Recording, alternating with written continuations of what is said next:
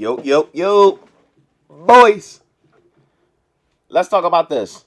I'm a little bit late on it, but not too much late on it. So it's been the trade. Eric Bledsoe is going back to the team that drafted him, the Los Angeles Clippers, for Rajon Rondo and Patrick Beverley, who are going to the Memphis Grizzlies. I forgot all about Bledsoe getting traded to the Grizzlies. I thought he was on the Pelicans, so I thought Rondo was going back to New Orleans, which I thought would have been good for Zion Williamson since y'all gave up his pass first point guard in Lonzo. But then I see him going to Grizzlies, which is not bad either. He can teach Morant something. Maybe Morant playmaking can go to the next level. Not saying he's not a good playmaker, but you can always get better in something.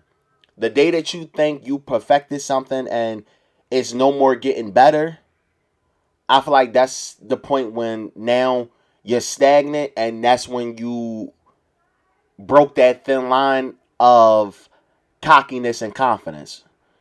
But let's talk about this. How do we really feel? How do we really feel about this? This is my thing, and I understand why you will probably try to get Bledsoe because I think they got like a lot of cap room. Like they got like some cap room from this, and like a what was it? 8.3 trade exception. 8.3 million trade exception. I think that's what it was.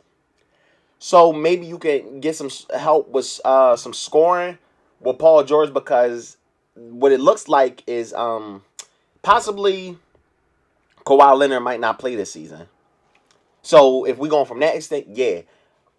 However, I don't think they got better. Like, I don't think now we like, oh, look out for the Clippers. No.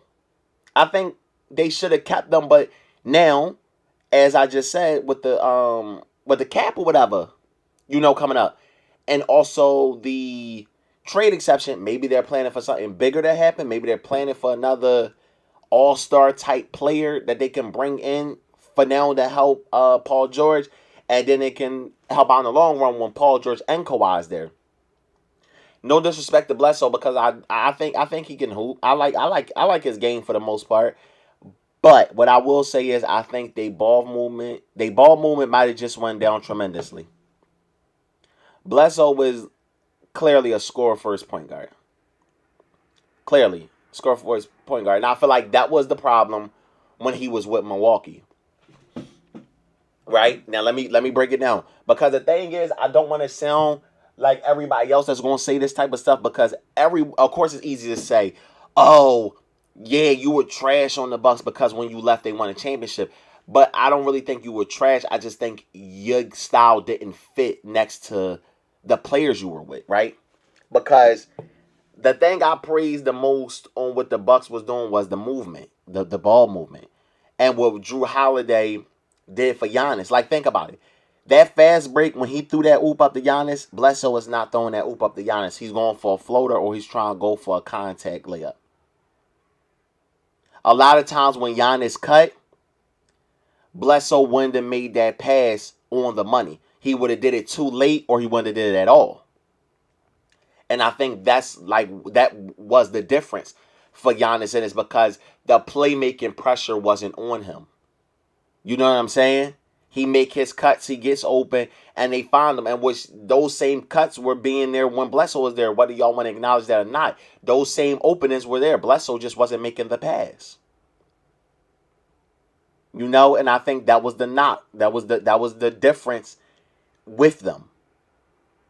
I don't want to, bash Bledsoe too much in this video, but yes, I can say you can talk all of that shit about the Bucks defense and this, that, and that. Respectfully, I think eventually they would have fucked up with Bledsoe still being a point guard. I think eventually they would have fucked up.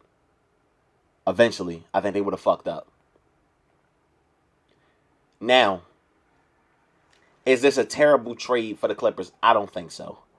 I don't think it's a terrible trade. Like I said, I think it's a good trade, but you need more. You need more if you even want to look competitive to everyone else. And he might go off. We always want to keep that they might go off, because a lot of people surprise us. We always get surprised. This is what the game is about. This is why we love sports. We love that shock factor. That damn, I didn't see that coming. We love that, and I think that's why that's part of the reason why we love sports. We love the what's the word I'm thinking about? The unpredictability of the game. We love the unpredictable like things that happen. We love that. That's why we watch it. You know what I mean? You don't think if a eighth seed was up 3-1 to a number one seed, everybody not tuning into that game 5? We like that shock factor. We love that shock factor. And honestly, that's why we play the game too, right? Because we go up against teams that we're not supposed to win against. We go up in situations that we're not supposed to come out on top. And we looking to shock the fucking world when we do it, right? Now, the Grizzly side of it. I wonder what's the chances of both of them staying. Beverly and Rondo, right? What's the realistic thing of them staying? Because that'll be 3 point guards, right? That's being rotated. I feel like eventually one of you might know I don't want to say eventually because I think we can kind of say this is a fact. Rondo or Beverly will get pissed at some point. Rondo or Beverly will get pissed at some point if they're not playing, and they're going to voice the opinion of get them out of there. Speaking of get them out of here, I feel like Bledsoe never been the same since that tweet, guys.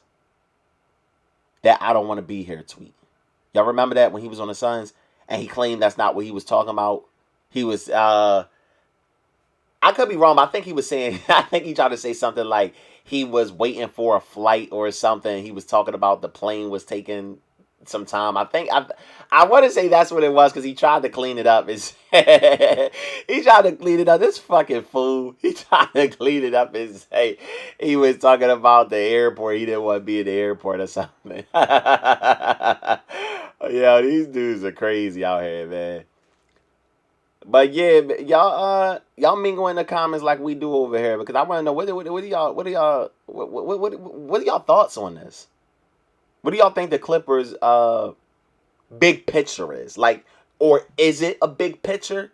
What do you think they're thinking with making that move and freeing up that cap room and that trade exception? Y'all know what to do, man. Like, comment, subscribe, and share. You might not like what's going on over here. Maybe one of your people like what's going on over here. And they can have some fun watching me do what I do. Listen to me talk my talk. Because I can only talk my talk. You know what I mean? It's MPB Shy. Until next time. Because I'm out.